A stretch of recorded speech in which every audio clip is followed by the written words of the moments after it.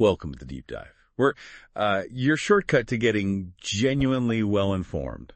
Today, we're diving into something really practical. It's about handling those common social bits in English, specifically how to politely ask someone's name and then the trickier one, their age. Yeah. We're pulling our insights from this English learning podcast called TalkFluent. It's great for these kinds of conversational skills. Yeah, and what's really interesting here, I think, is that our goal isn't just like handing you a list of phrases. Not at all. It's more about digging into the nuances, the stuff that's often missed from the source, about being polite. We really want you to walk away feeling, confident, understanding not just what to say, but also when, and maybe even when not to say something that's, closer to real fluency. Absolutely. It's so true. Many of us, when we're learning a language, we just drill those standard exchanges, right? Like, hi, what's your name? My name's Aarti. What's yours? I'm Rohan. Nice to meet you, Aarti. It's basic stuff, and TalkFluent definitely covers it. Foundational vocabulary, they call it. And this is where our deep dive really starts. It gets more interesting after that. Exactly. Those name bits are pretty straightforward. But then TalkFluent moves on to the age question. And that's where the social map gets a bit more complicated. The source gives you the direct question, how old are you? Simple enough. And the typical answer, I'm 25 years old. And you? I'm 24.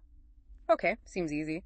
But the real gold is in the advice they give with it. Right, that's the key moment. TalkFluent doesn't just throw phrases at you. They give you the context, the why.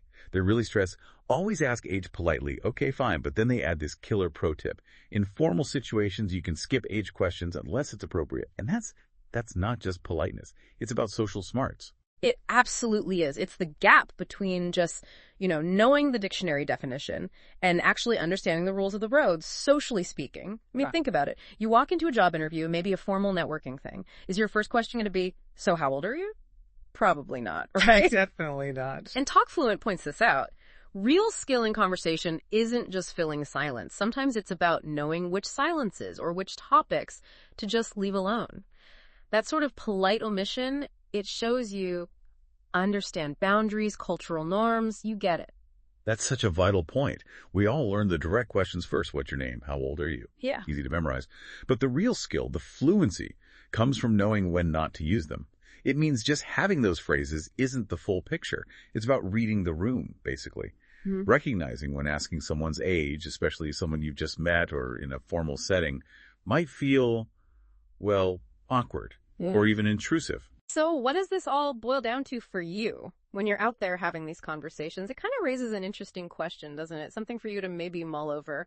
How does knowing when to skip a question, especially sensitive ones like age in formal spots, how does that actually make you a better, more respectful communicator? Not just in English, by the way, but really in any language you're learning or navigating. Maybe reflect a bit on how culture shapes what we see as polite and how that little piece of advice, unless it's appropriate, can be this quiet, powerful tool. It's about being tuned in, really responsive to the social vibe around you.